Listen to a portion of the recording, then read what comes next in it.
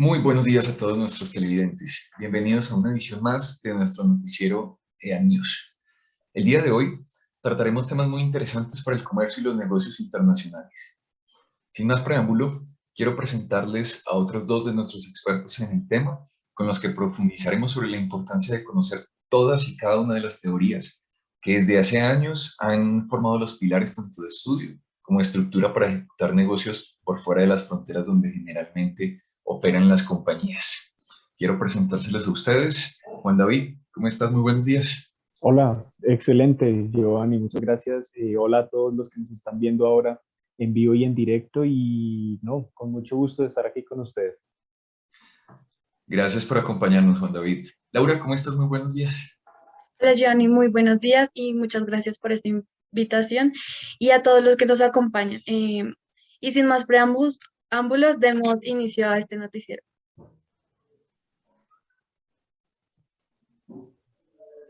Bueno, vamos a empezar con las teorías del comercio.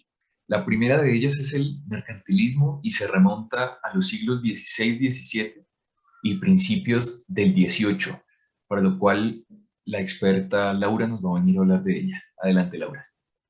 Gracias. El mercantilismo es desarrollado en Europa entre el siglo XVI y XVII y la primera mitad del siglo XVIII, siendo sus principales promotores Thomas More en Inglaterra y Jean Colbert en Francia. El mercantilismo se da en el periodo de transición del feudalismo al capitalismo.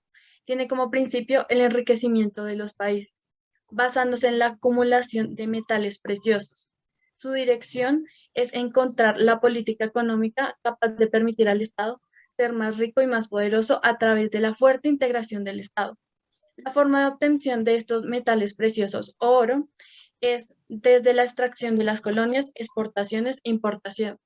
Es decir, que cuando mayor sea el capital de acumulación, mayor sea el nivel de poder y respecto al nivel de exportación, este debe ser mayor, ya que las importaciones disminuyen el flujo de capital dentro del país.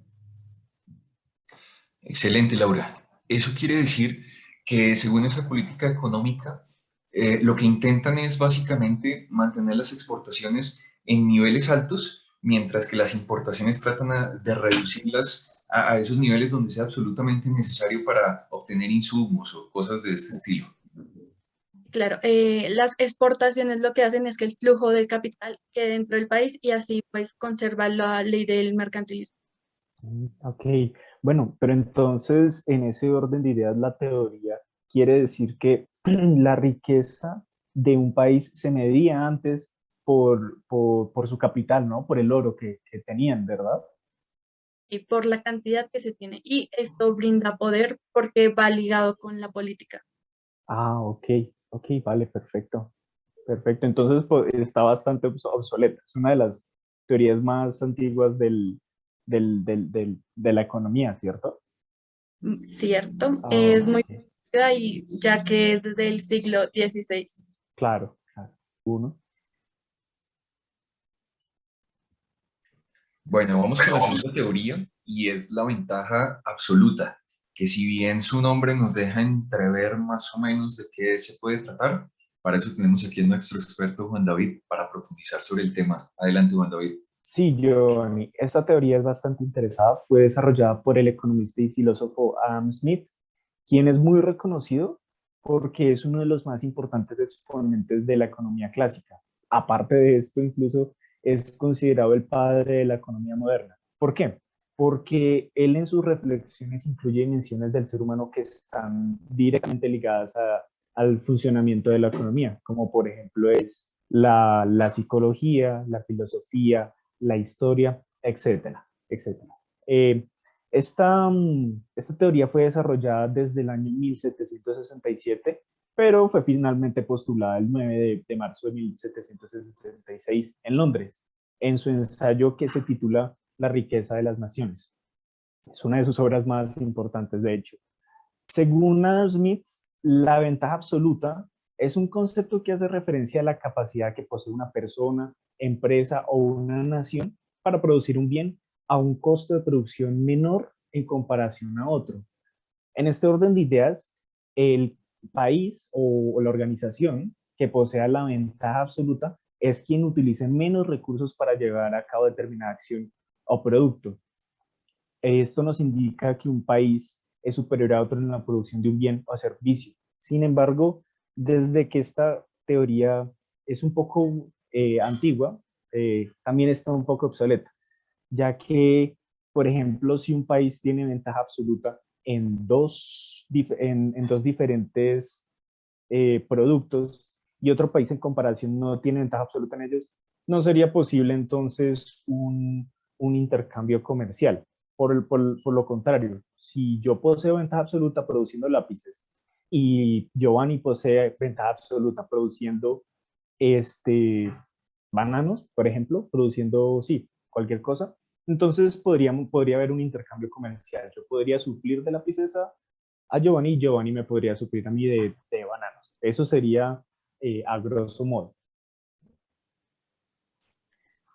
Ok, entonces tú me estás diciendo que si Alemania necesita 300 operarios para producir un lote de un químico X y Corea necesita 500 operarios para producir la misma cantidad del mismo químico, teniendo en cuenta el insumo de la mano de obra, Alemania posee una ventaja absoluta respecto a Corea del Sur, es decir, que Claro. la eficiencia a la hora de la producción.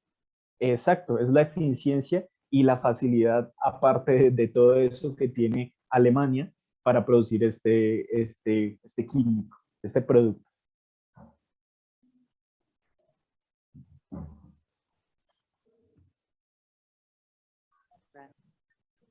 Bueno, vamos con la siguiente teoría, llamada ventaja corporativa. Tiene cierta similitud en el nombre, pero para que nos saque de la duda, nuestro compañero Juan David va a profundizar sobre esta.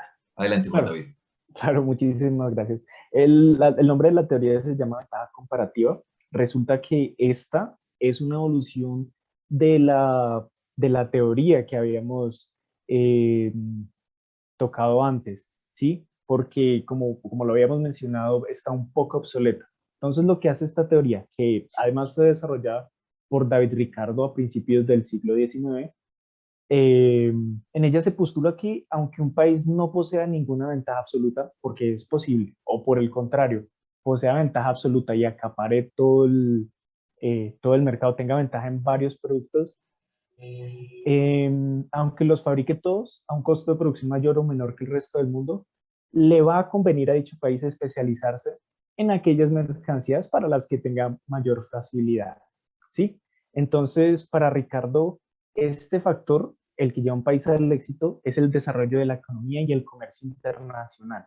Entonces, gracias a esta nueva manera de pensar o a esta evolución de la ventaja absoluta, aquí sí es mucho más factible, mucho más probable que haya un intercambio económico. Entonces, deben de darles un ejemplo para contextualizar mejor aquí. Entonces, podemos ver este ejemplo de ventaja comparativa cuando un país es eficiente en la producción de varios bienes, ¿sí? Sin embargo, focaliza sus esfuerzos en producir aquel bien que le resulta más conveniente. Por lo tanto, será más rentable para dicho país obtener el resto de bienes para el que es muy bueno del comercio internacional, ¿sí? Dándole la oportunidad así a otros países cuya producción no es tan rentable de hacer un intercambio económico ahí. Ok, Juan David, entonces, según te entiendo, un país puede ser fuerte en varios productos a su vez, pero finalmente van a haber algunos que son más notorios que otros en el sentido de esa fortaleza tanto de producción como de comercialización. Eso quiere decir que los productos en los que es un poco menos fuerte, no digamos que sea débil, pero que es un poco menos fuerte, vendría siendo conveniente de pronto hacer la importación de ese producto con el fin de enfocarse en el que realmente es fuerte en el tema del mercado. Correcto, exactamente. Es precisamente eso. Y pues gracias a esto se puede tener un espectro más amplio y una posibilidad mayor al intercambio comercial. Bueno, entonces habiendo desarrollado ya la teoría de ventaja comparativa, vamos de vuelta al estudio con nuestra presentación Giovanni, quien tiene un conocimiento bastante extenso en la teoría de Heckscher y Ohlin. Aquí, entonces, cuando quieras. Gracias, Juan David. Bueno, les voy a contar de qué trata esta teoría de Heckscher y Olin. Fue postulada por Eli Heckscher y Bertil Ohlin, que fueron dos economistas suecos en los años de 1919 y 1933. Ellos fueron los que plantearon este teorema. ¿Qué dicen ellos? Ellos dicen que un país exporta aquel bien que requiere intensivamente el factor que posee más abundante. Ok, entonces les voy a contar cuáles son esos dos factores que plantean ellos en su teoría. Uno es el factor capital y el otro es el factor trabajo. Les voy a explicar cada uno. El factor capital se refiere a la maquinaria, la industria o incluso la capacidad que se tiene para producir un producto. Mientras que el capital de trabajo lo tienen los países que tienen la capacidad de realizar las cosas referente a mano de obra, ¿cierto? Su mismo nombre básicamente nos va a decir que tienen la capacidad de trabajar más intensivamente en este tipo de temas. Entonces, les voy a dar un ejemplo para que me entiendan un poco mejor el tema de la teoría. Tenemos por una parte Alemania y por otra parte tenemos a México. Alemania sabemos que tiene un tema bastante fuerte con el tema de producción de diseño y producción de vehículos y motocicletas, es decir, estamos hablando del sector automotriz. Ellos tienen tanto sus centros de desarrollo como centros de innovación, todo este tipo de cosas están ubicados en Alemania, por lo menos de las marcas alemanas. Son fuertes en el factor capital, porque tienen la infraestructura, tienen la industria, tienen la tecnología para llevar a cabo esta faceta. Pero entonces ellos buscan un país que sea fuerte con factor trabajo, es decir, mano de obra, digamos, en este caso. Entonces, ¿qué hacen ellos? Ellos envían sus partes en un proceso de semi-ensamblaje, digamos, a un país como México, y ellos de lo que se encargan es de coger ese producto, darle un proceso final de ensamblaje, para así tener la posibilidad de distribuirlo y comercializarlo en la región. Entonces, aquí digamos que podemos ver en ese ejemplo cómo un país es muy fuerte en factor capital, como lo es Alemania, y otro país que es muy fuerte en factor trabajo, como lo es México. Entonces, les cuento que este modelo tiene una premisa y es ese modelo llamado 2x2x2, que son dos países, como ya lo mencionamos, dos bienes y dos factores. Entonces, si se dan cuenta, en este modelo nos cabe precisamente decir hay un 2x2x2 porque evidentemente se cumple, no puede haber un 2x1x2 porque ahí digamos que se cae toda la teoría. ¿Ok? Entonces, debido a esto, podemos llegar a decir o a suponer que los países en desarrollo son más intensivos en el factor trabajo, mientras que los países ya desarrollados son un poco más fuertes en el factor capital, también por ese poder económico y esa trayectoria que tienen. Esto quiere decir que sí, que se tienen dos partes, el factor capital que haría parte de la infraestructura y el factor trabajo que es la mano de obra. Si digamos yo a la hora de fabricar mi producto, mi capital de infraestructura es fuerte, pero mi mano de obra no, yo podría acudir a otro país que cumpla con estas ventajas, ¿verdad?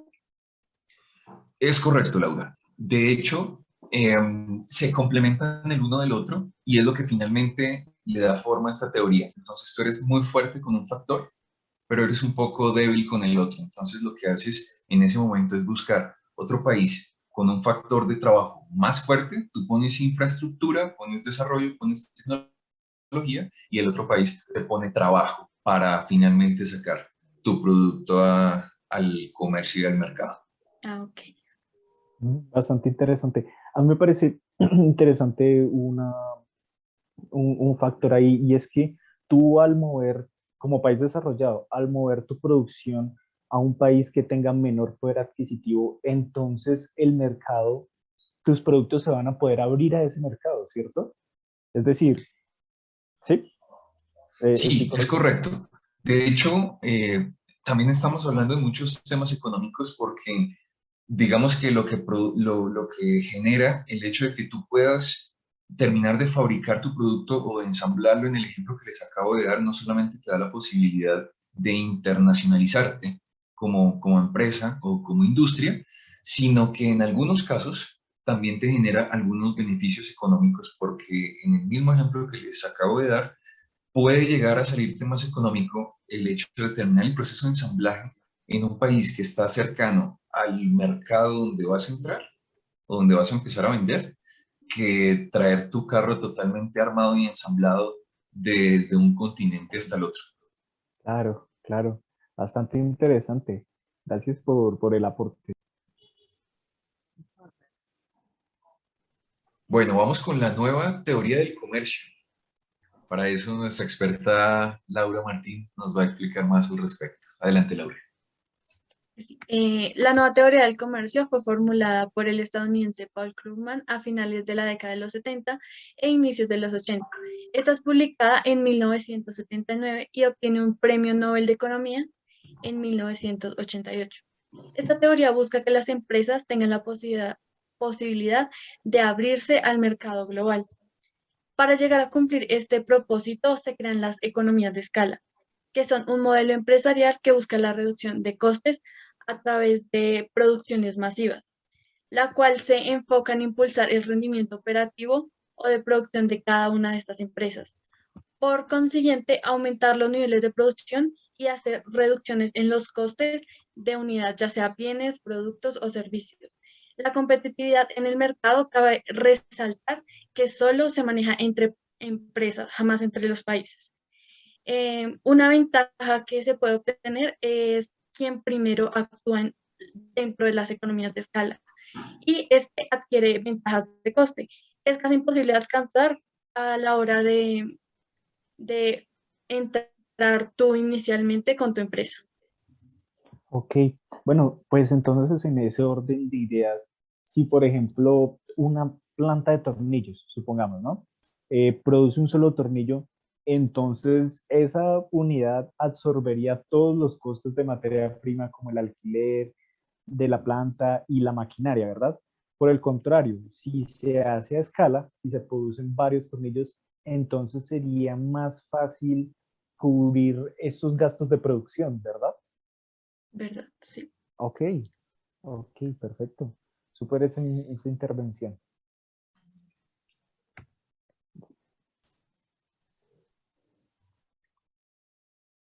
Por último, en la categoría de teorías del comercio, vamos con David con el diamante de Porter. Gracias, Laura. Bueno, como su nombre lo dice, esta teoría es desarrollada por Michael Eugene Porter, quien es muy reconocido por ser un académico estadounidense por sus teorías en el ámbito económico. Actualmente él hace parte de la Escuela de Negocios de Harvard como catedrático e incluso dirige el Institute for Strategy and Competitiveness de la misma escuela. También es un reconocido estratega empresarial y en el ámbito del desarrollo económico de naciones y regiones por la resolución de problemáticas sociales medioambientales de salud que ha logrado. Esta teoría se llama diamante de Porter porque Michael Porter hace un diagrama en forma de diamante, ¿sí? En él incluye 6 factores que afectan al desarrollo de una empresa, pueden afectar su éxito. Bueno, gracias a este diagrama se puede ver cómo una empresa alcanza el éxito y además cuáles fueron los factores que jugaron en contra o a favor de ella. Entonces, aquí disculpen, aquí se pueden identificar 6 factores que se pueden medir de esta manera. Primero que todo, la estructura, la estrategia y la rivalidad de empresas. En este ítem podemos ver que corresponde a las condiciones de un país en las que se crean y gestionan las empresas de un sector en específico, ¿sí? Se mide la rivalidad de mi empresa contra las otras, cómo es mi relación como empresa frente a otras empresas del sector. El segundo elemento aquí vendría siendo las condiciones de la demanda para el producto que yo estoy ofreciendo. Entonces, esto hace referencia a esta demanda refiriéndose, por ejemplo, al tipo de clientes y a las necesidades de ellos. Aquí el tercer elemento hace referencia a los sectores afines y de apoyo. Aquí se tiene en cuenta la cooperación que yo tengo como empresa con otras empresas del mismo sector, ¿sí? Entonces aquí se fomenta la innovación e incluso la internalización también se fomenta aquí, con aliados internacionales. El cuarto elemento vendría siendo las condiciones de los factores. En esta se determinan los factores de producción necesarios para competir en un industria o sector, tales como la mano de obra, la infraestructura o la facilidad que yo tengo para reunir los recursos necesarios para producir mi producto. Aquí también se añaden posteriormente dos factores más que complementarían a este diagrama y pues entonces cogería forma de diamante, como su nombre lo indica, que son el gobierno y el azar. Como su nombre lo indica, el gobierno hace referencia a las políticas económicas y sociales del entorno de la empresa, así como las acciones de carácter gubernamental que afectan al sector. Y por último, vendría siendo el azar. Esto es simplemente variables fuera del control de mi empresa. Por ejemplo, desastres naturales o como lo pudimos ver últimamente, la pandemia. Ok, Juan David, según nos comentas, el autor de esta teoría, de este diamante que tú nos hablas, es un estratega empresarial y se le nota perfectamente porque trató de cuidar todos esos aspectos y de incluirlos en su teoría, donde no deja nada, digamos, al azar, a menos que sea el último punto que dices que ya se sale de toda predicción, pero trató de estructurar toda su teoría de una manera bien estratégica con el único fin de que una empresa o compañía se vuelva exitosa. Exacto, exacto. Así se puede tener en cuenta las variables, ¿sí? Se puede tener como una mejor visión de las variables que podrían afectar a tu empresa. Lo más interesante es que cada uno de estos factores que él tuvo en cuenta en su diagrama se refuerzan unos con otros, ¿sí? Entonces se solidifican y se consolidan aún más en este sistema que él creó.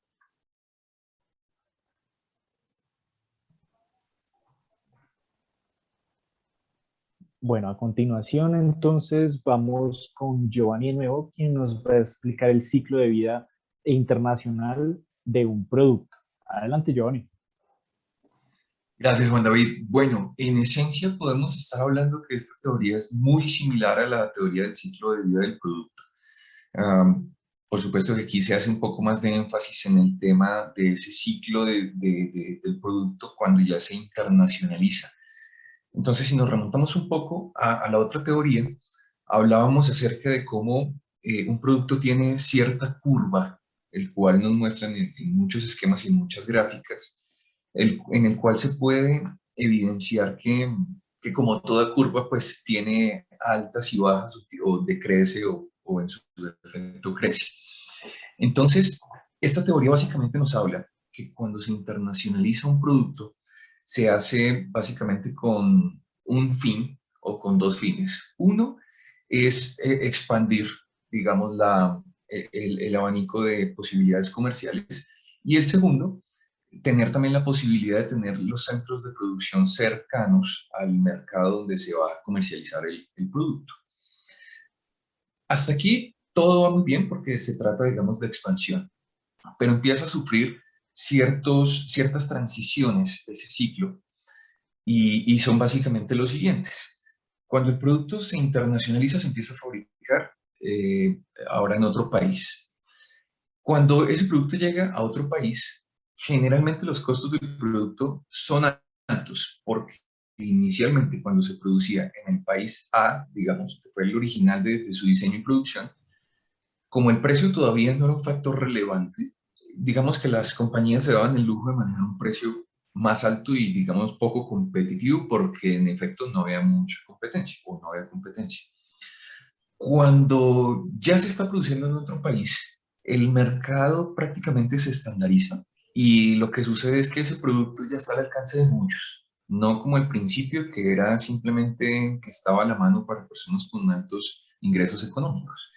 Entonces, la demanda de ese producto crece en ese país. Cuando eso sucede, la industria y las empresas en ese país dicen, ok, este mercado ya tiene una mayor demanda de este producto, por ende ya podemos empezar a fabricarlo para nuestra región. Empiezan a fabricarlo y ahí, en ese momento, el mercado se estandariza. Digamos que el mercado madura, ¿ok? Y cuando el mercado madura, sale otro efecto a flote y es tal vez de los más importantes en el que se puede decir que el ciclo de internacionalización del producto tiene un punto más álgido, es cuando el precio empieza a ser, digamos que fundamental para competir. ¿Por qué razón? Cuando las empresas en un país desarrollado, cuando las industrias en un país desarrollado están fabricando el producto, tienen un costo de mano de obra relativamente bajo, por lo menos relacionado con el inicial donde se estaba produciendo. Pero ellos dicen, hey, este producto lo podemos incluso fabricar más económico, hablando de la mano de obra. Entonces, migran hacia países en desarrollo, en los cuales la mano de obra es incluso aún más barata en los países que ya lo tenían. Y cuando eso sucede, el valor del producto cae trascendentalmente. Es en ese momento donde el ciclo internacional del producto eh, tiene un mayor movimiento y es que un país pasa de exportar un producto a importarlo en términos económicos. Porque si ese producto después llega a un país como Tailandia, que tiene mano de obra muy bajo, llega nuevamente el producto donde se originó, ese precio ya llega mucho más económico que con respecto al precio en el que se estaba vendiendo inicialmente. Entonces, si nos damos cuenta, al principio el producto inició, perdón, en términos de precio, en términos de competencia, era el único, se daban el lujo de ponerle el que consideraran necesario. Cuando se internacionalizó, el ciclo empezó a verse afectado a tal punto en el que el precio bajó tanto por tanta producción que finalmente ya cerrando el ciclo el producto vuelve al mismo país de origen, pero muchísimo más económico. Esto quiere decir que al inicio, en el lanzamiento del producto, antes de su internalización, es estable, ya que cada quien usa el margen de ganancias el cual cree conveniente. Pero a la hora de internacionalizar, otras empresas inician su producción con precios mucho más bajos, lo cual hace que en algún punto no sea rentable y el producto salga al mercado y cumpliría su ciclo. Es correcto, Laura, tal cual. Como les comentaba ahorita, cuando el producto recién se fabrica y sale al mercado, es dueño y señor precisamente de ese mercado. Pero cuando se internacionaliza, no significa que eso sea malo, pero corre ciertos riesgos y es los que les comentaba ahorita. Ya es muy tentador para otras industrias comenzar a fabricar el producto y produciéndole, digamos, esa caída y sobre oferta, lo cual se traduce también en precios muchísimo más bajos, afectando el ciclo internacional del producto.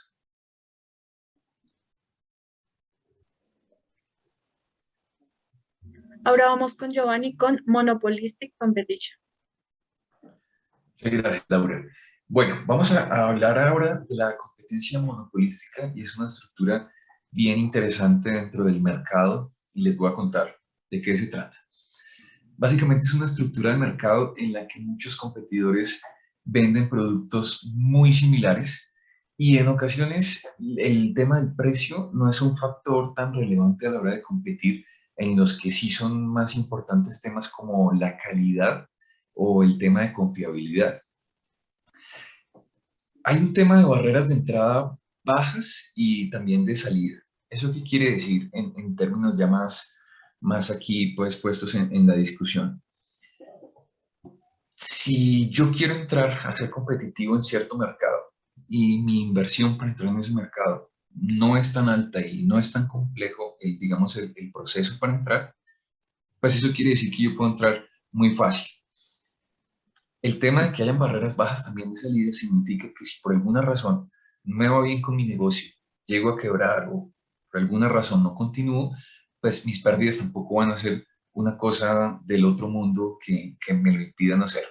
Cuando este fenómeno sucede, entrada fácil y salida fácil, se genera muchísima competencia en un mismo sector. ¿Ok? Entonces, eso es importante tener claro del por qué la competencia puede ser estrafalaria en estos términos. Ahora, um, les voy a poner un ejemplo, para que me entiendan un poco mejor a qué me refiero con este tipo de cosas. Supongamos que estamos en la industria de los seguros. Cuando yo tomo la decisión de irme con una aseguradora y no con la otra, no lo estoy haciendo porque tengan un producto diferente. En términos generales, me están ofreciendo el mismo servicio. Por ejemplo, si yo voy a comprar un SOAT para mi vehículo.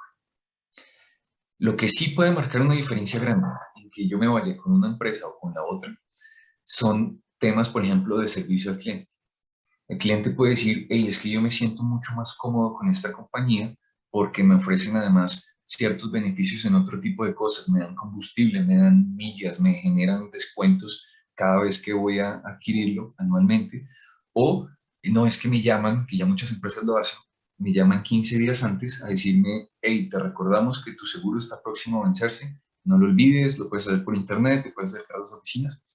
Entonces, eso a mí me genera confianza, ¿cierto? Porque siento que a la empresa le importa lo que sucede conmigo, a pesar de que al final sea una transacción económica conmigo, pero me están demostrando un plus con respecto a las otras que simplemente me lo quieren vender y ya. Entonces, si se dan cuenta, tenemos el mismo producto, estamos en el mismo segmento, en el mismo mercado, pero lo único que está diferenciando que yo me vaya por uno o por otro son términos que van totalmente desligados al precio. ¿Ok? Entonces, digamos que esa es la dinámica. Ahora, ¿qué pasa? Cuando yo digo que el mercado está muy competido en cierto segmento, eso también acarrea ciertas cosas y es, por ejemplo, que haya un incremento de ventas en el término de corto plazo supremamente rápido.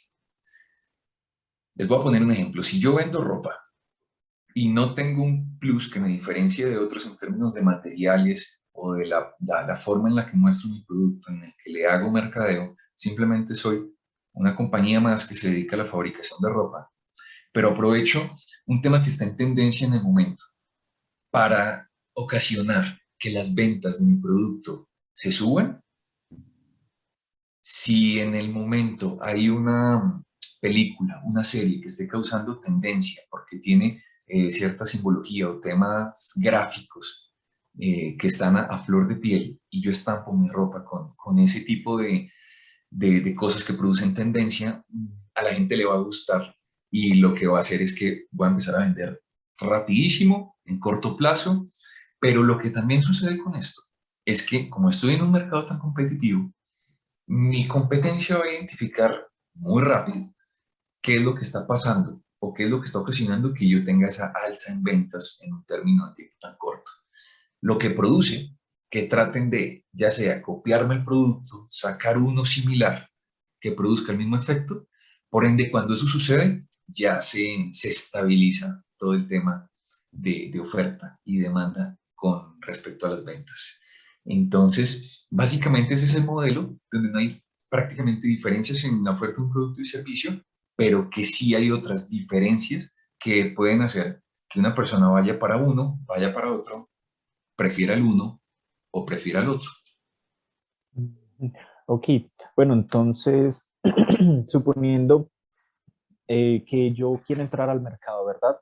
Yo no necesariamente tengo que entrar al mercado en un sector en el que sea eh, un valor de inversión inicial muy alto, sino que yo podría entrar al mercado en un sector en el que la inversión no sea mucha, ¿verdad?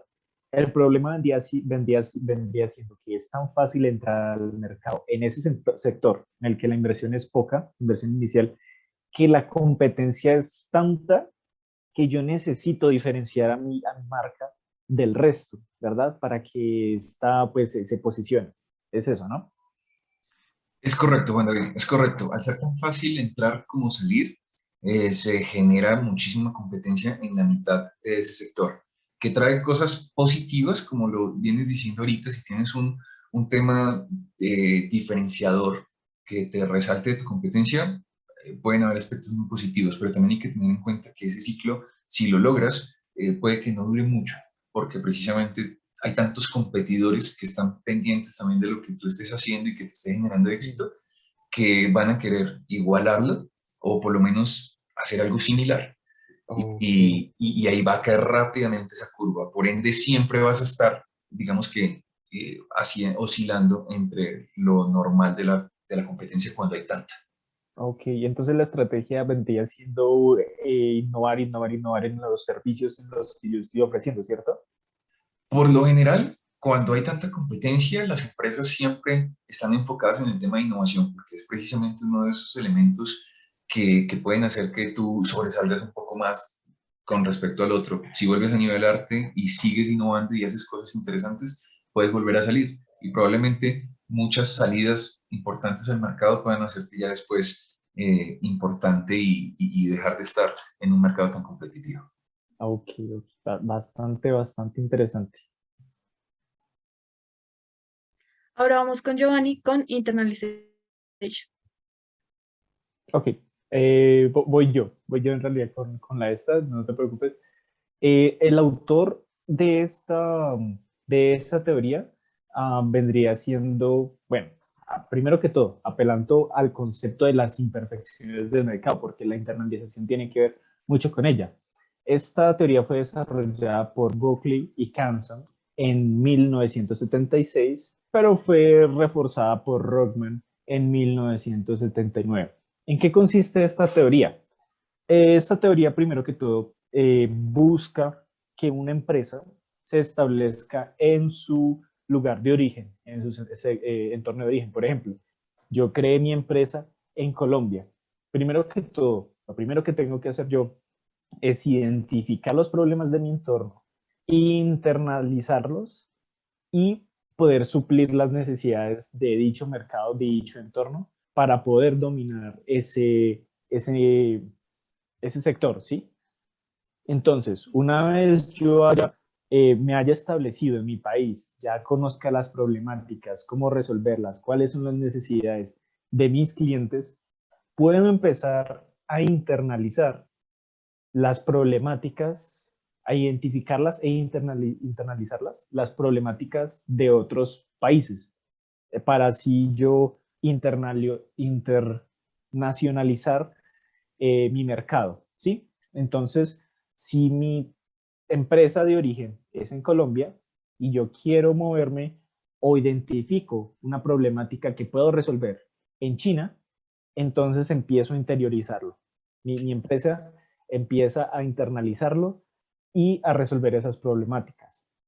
¿Ok? Entonces, aquí las empresas realizan internamente operaciones que el mercado realiza de forma menos eficiente. ¿Ok? Es decir, ellos aprovechan las oportunidades generadas por los mercados imperfectos para establecerse en dichos mercados imperfectos. Buenísimo, buenísimo, Juan David. En ese orden de ideas y referente a lo que nos vienes comentando, básicamente se compone esta teoría de un esquema en el que si tienes claro y conoces exactamente cuáles son tus habilidades, en qué sector del mercado eres fuerte, conoces previamente a qué te enfrentas, qué estás solucionando y a quiénes estás llegando, pues eso te da una posibilidad muchísimo más amplia de poder expandirte incluso a otros países y tener un mejor resultado como consecuencia de eso, porque finalmente, según te entiendo, se vuelve el tema cíclico. Y es, Sí. si tienes tu casa en orden, todo organizado, lo conoces a la perfección, sabes la dinámica, cómo funciona todo, pues eso te da muchísimas más posibilidades de poderte expandir de una manera más exitosa, o por lo menos, no vamos a decir que a la fija, porque en términos económicos no hay nada fijo, pero sí por lo menos con más garantías de que los temas resultan mejor en los procesos. Sí, correcto. El tema ahí es que para yo poder moverme a otro mercado, tengo que identificar de mejor manera las problemáticas de ese mercado. Aparte de esto, tengo yo que tomar como empresa la acción más apropiada para garantizar que esa inversión que estoy haciendo yo allá en ese otro mercado sea exitosa y me cubra la inversión inicial.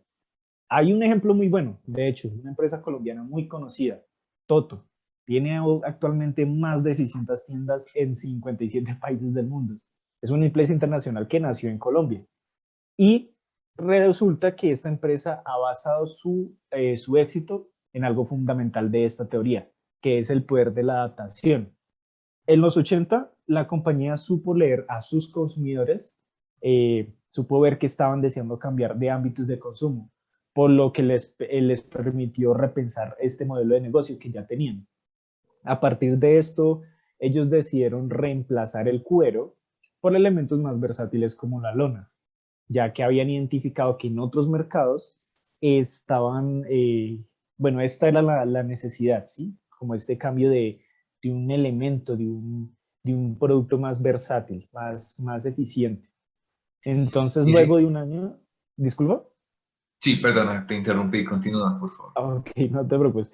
Luego de un año, los resultados que tuvo esta empresa Toto evidenciaron que ellos habían, de hecho, identificado correctamente la problemática del otro mercado y que la acción que habían tomado al respecto era la indicada, por lo que tuvieron un éxito y pudieron internacionalizarse.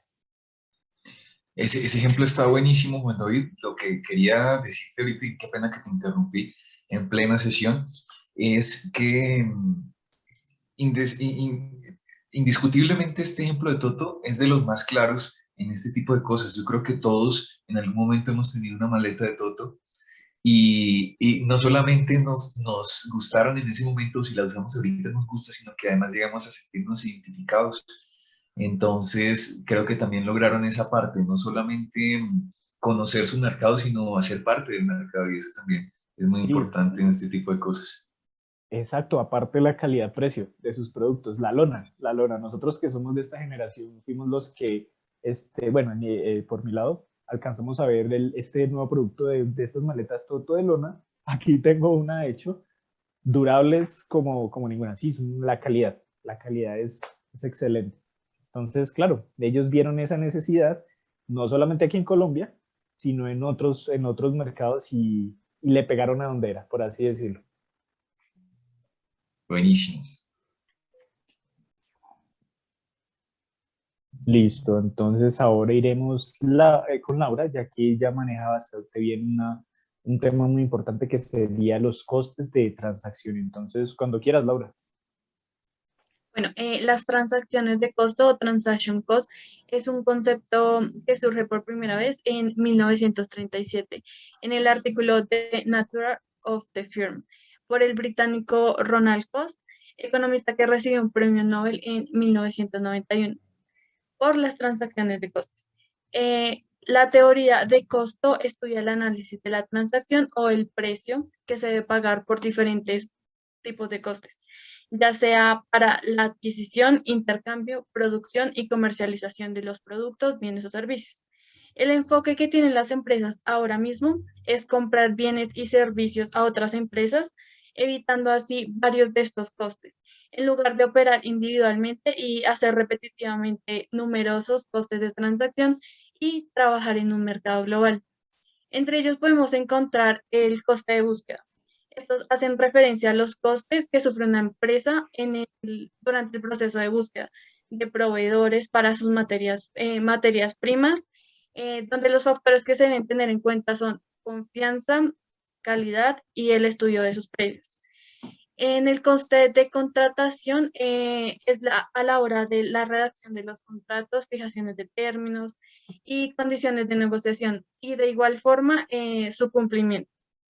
Y por último tenemos el coste de coordinación, que es la organización del sector productivo en una empresa. El coste al cual se refiere es distribución, marketing, comercialización. En otras palabras, es la gestión logística. Ok, Laura, estaba precisamente aquí tomando nota de lo que nos estabas comentando y tú nos dices que hay tres factores súper relevantes a la hora del tema de los costes. Nos hablabas de costes de búsqueda que se pueden segmentar, digamos, en el tema de búsqueda de proveedores, materias primas y este tipo de cosas. Luego hablas de una contratación, que es todo este esquema precisamente de asesoramiento y acompañamiento legal para la estructura interna de la empresa y nos hablas también de coordinación, tales como marketing, transportadoras y comercialización del mismo producto. Sabes que me parece súper interesante esta teoría porque finalmente para poder fijar un precio final hay que tener, digamos, de un producto, hay que tener en cuenta todas estas variables que nos acabas de explicar porque hay mucha gente que no las conoce. De hecho, muchos emprendedores actualmente caen en ese error y es simplemente postular sus precios por, no sé, porque les pareció o porque sencillamente están tratando de cuidar un margen, pero no se está revisando a fondo este tema y que es fundamental. Incluso cuando nos hablas que hay unas compañías que actualmente prefieren comprar directamente ciertas piezas o ciertos elementos que les sirvan para posteriormente sacar su producto adelante, si es un tema de ensamble o algo así, pues imagínate más aún, tan importante será que incluso algunas empresas dicen, bueno, yo no quiero acarrear esos costes, habrá otra empresa que ya se encargue de eso, yo simplemente les pago su precio por adquirirlo y termino yo de producir lo mío. Sí, exacto. Es muy importante tenerlos en cuenta para la hora de la fijación de precio y también a la hora de... em, Sí, prácticamente en el momento que uno fija el precio, ya está saliendo al mercado con unas condiciones un poco más claras, ¿no? Porque finalmente el desconocimiento de los temas económicos y sobre todo cómo va a interactuar tu producto con un mercado, pues puede ocasionarte cosas muy negativas. Si tienes un producto con un precio excesivo, pues probablemente no lo vayas a vender a menos que tengas una calidad impresionante. O por el contrario, si tienes un producto muy económico al precio final de consumidor, pues probablemente tus finanzas se estén viendo afectadas y no solamente te afecte a ti como dueña de la compañía, sino también puede afectar a a tus empleados como, como parte de tu empresa y de tu compañía. sí.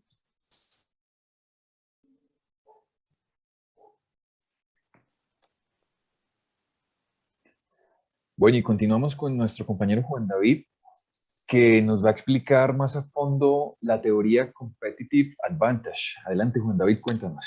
Claro, Giovanni. Esta teoría también es desarrollada por Michael Eugene Porter, ya lo hemos visto antes, es un gran pensador, un gran economista y estratega.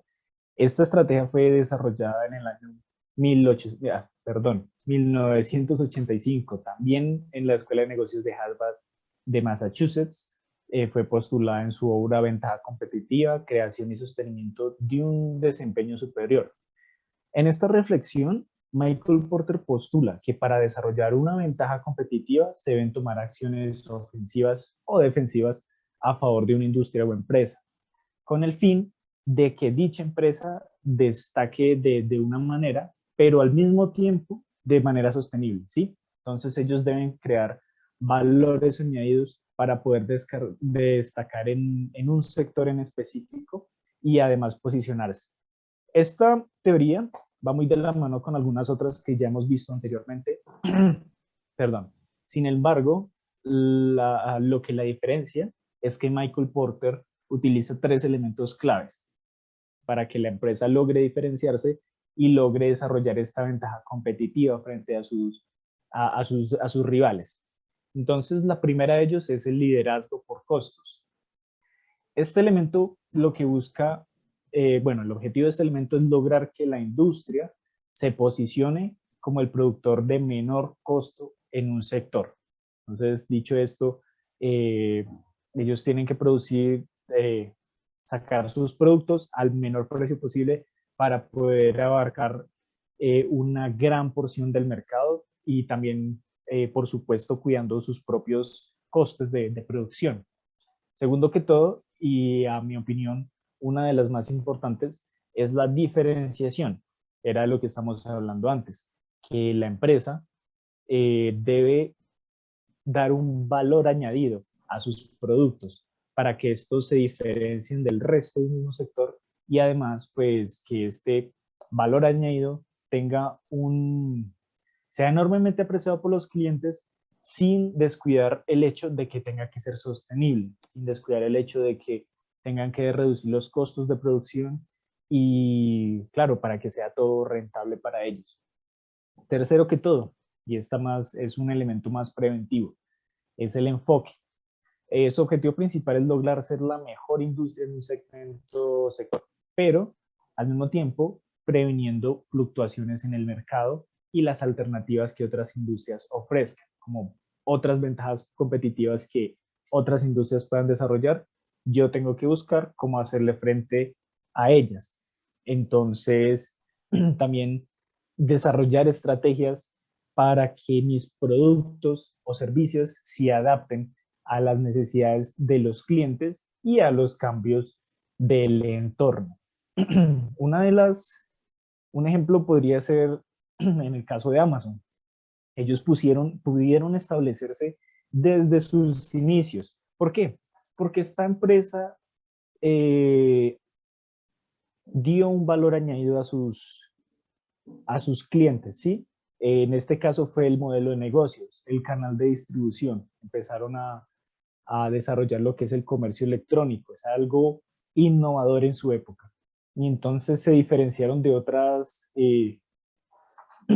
compañías que rentaban libros, porque eso era lo que hacía Amazon en un principio, por ese canal de distribución tan diferencial del resto de las compañías.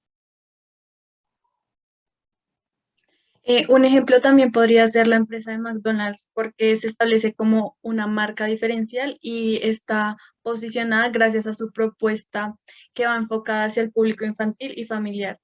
Y como plus y diferenciación puede ser la temática o también los juguetes incluidos por la compra de sus comidas. Correcto, correcto, es un buen ejemplo también. Ahora vamos con Giovanni con la teoría que Muchas gracias, Laura. Bueno, vamos con la teoría ecléctica que nos explica fundamentalmente cómo una empresa debe tener en cuenta diferentes aspectos a la hora de llegar a mercados internacionales. Básicamente se basa en el análisis de los costos y ventajas que le ocasionan producir en el extranjero. Hay que entender que nos explican mediante una pequeña teoría o mediante un esquema, el cual llaman OLI por sus siglas en inglés, nos explican básicamente tres aspectos fundamentales que hay que tener en cuenta a nivel de empresa a la hora de internacionalizarse como compañía.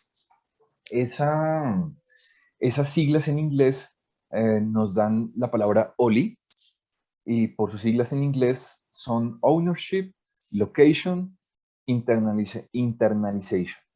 Entonces, les voy a describir cada una para que me entiendan de qué les estoy hablando.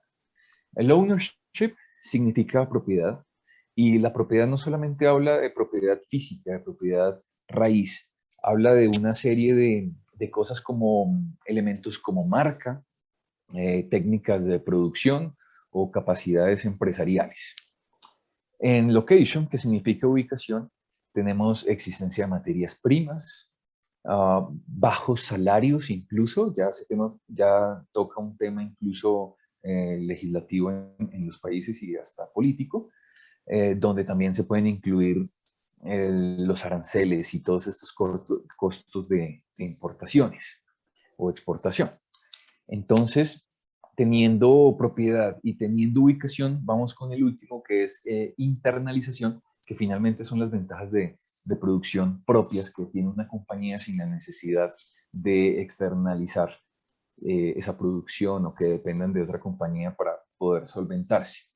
Les voy a dar un ejemplo, y son las motocicletas KTM que conocemos como una marca austríaca. Ellos producen todas sus motos de alto cilindraje en el país de Austria y posteriormente las exportan hacia el resto del mundo. Esas motos así tal cual salen de la planta en Austria, se venden en los concesionarios por todo el planeta. Sin embargo, ese modelo les cuesta dinero y por ende eso se traduce en precios elevados de los productos. Cuando ellos quieren empezar a ser competitivos con un mercado de bajo cilindraje, deciden lanzar su nueva línea de motocicletas, pero se encuentran con grandes retos. Uno de esos es que tienen que bajar un poco el tema de costos para poder hacer llegar la motocicleta al cliente final a un precio que lo pueda pagar y que sea justificable. Por esa razón, cuando deciden internacionalizarse, y les voy a hablar de particularmente aquí en nuestro país, ellos lo que hacen es, no producen en Austria, sino que producen en la India, que ya en varias teorías hemos visto que la India tiene unos costos de mano de obra bastante bajos en relación con los otros países. Cuando termina el proceso de ensamble en la India, luego las motos llegan a Antioquia, más exactamente a Itagüí. Ahí terminan su proceso de ensamble, aproximadamente es el 40% final. Entonces, si se dan cuenta, en este ejemplo tenemos el tema de propiedad chequeado, porque finalmente ellos tienen técnicos calificados y que están en condiciones de hacer un ensamble ideal con todas las características de seguridad y controles de calidad. Tienen el tema de ubicación, porque finalmente también lo hemos visto en algunas teorías, las empresas prefieren tener sus centros de producción cerca a los mercados donde finalmente se van a vender y evidentemente lo tienen dentro del país. Y la internalización. Ellos finalmente no están dejando nada al azar, se están encargando de todos los procesos directamente en su centro de toma de decisiones en Austria, pero los temas que ya se salen de las manos también los tienen controlados, porque lo único que no está en manos de ellos desde sus oficinas en Austria es el tema de ensamble, pero finalmente lo solucionaron porque tienen sus técnicos calificados en cada país a donde van a llegar para que las motos salgan ensambladas como debe ser. Entonces, creo que este es el ejemplo más claro para describirles a ustedes cómo en este ejemplo en particular de esta marca de motos austríaca, seguramente revisó previamente todos estos aspectos para poder internacionalizarse más exactamente aquí en nuestro país. Y pues muestra de ello es que han tenido una acogida tremenda por temas de calidad versus precio. Ok, entonces a ellos lo que les permitió realmente adaptar esos precios al mercado y al poder adquisitivo que tenemos nosotros como población de este país es el hecho de que ellos no ensamblan totalmente sus motocicletas en la India, donde se produce, ¿verdad? Donde se producen las piezas, se ensamblan parcialmente y con colaboración con sus colaboradores de aquí que vendrían siendo Auteco, ¿verdad? Es eh, correcto. Se terminan de ensamblar. ¿Okay? El punto es que ellos ahorran precios en, en esa logística de no enviar la moto ya totalmente ensamblada, ¿verdad? Con eso se permiten ellos reducir costos. Es correcto, Juan David. De hecho, ellos tienen bien claro ese esquema de cadena.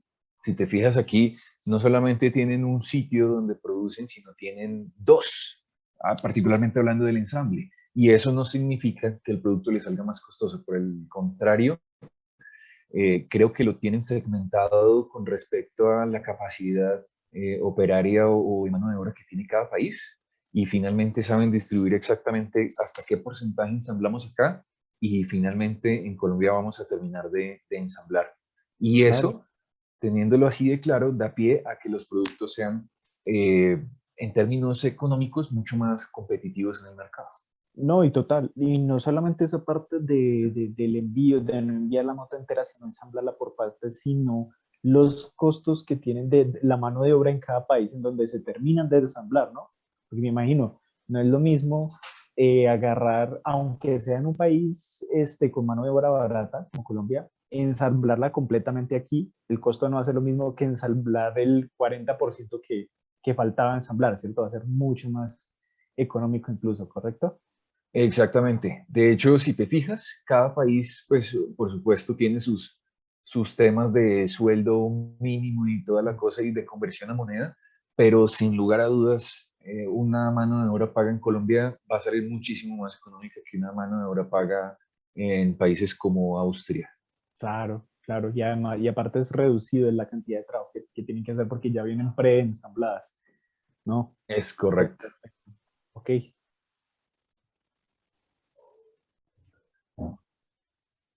Perfecto. Entonces, por último, el último de los temas lo va a tratar Laura, ya que ella lo maneja bastante bien. Este tema se llama el arbitraje del mercado nacional y la teoría de la negociación. Adelante, Laura, cuando quieras. Bueno, lo vamos a seccionar por dos partes. La primera va a ser el arbitraje del mercado nacional. Esta se desarrolla por el estadounidense Stephen Ross. El concepto de arbitraje es una práctica que consiste en sacar provecho de la diferencia del precio entre dos o más mercados, combinando ofertas para capitalizar el desequilibrio, siendo el beneficio la diferencia entre los precios del mercado. Normalmente el arbitraje no solo es el acto de comprar un producto en un mercado y venderlo por un precio más alto en un momento posterior. Eh, Así, a su vez, las transacciones que deben ocurrir de forma simultánea para evitar la exposición al riesgo del mercado o el riesgo de que sus precios puedan cambiar en este. Dos transacciones tienen que haberse completado. Esta sirve para también la resolución de conflictos empresariales con un árbitro especialista en el tema y que cuando llegue a un acuerdo consensuado por ambas partes. Como segunda ítem tenemos la teoría de la negociación. Esta teoría es impulsada por el experto en economía y política internacional estadounidense Robert Gilpin en 1975. Esta teoría contiene los recursos de la negociación con los intereses de cada participante. Estas negociaciones se dan entre las corporaciones transnacionales y los gobiernos, no solo abarcando el ámbito económico, sino también teniendo en cuenta las leyes, políticas y la ética de cada país, para adaptarse a cada mercado con más compromiso y cooperación. Estas negociaciones no son impuestas por las partes negociadoras y se tiene la posibilidad teórica de retirarse de estas negociaciones. Listo, muchas gracias por ese aporte. Bueno, entonces ya teniendo todos los temas aclarados, vamos a proceder a hacer una breve conclusión en inglés. Entonces, adelante, muchachos. Okay, we can see a chronology in all of the theories because each one is the evolution of another. Although they are different in some aspects, they are all connected. Every theory provides an organization scheme focused on the development of an industry without setting aside relevant aspects. All of them are so important that they complement each other, archiving to get the best of each one of increase the possibility of success. Ok, perfecto.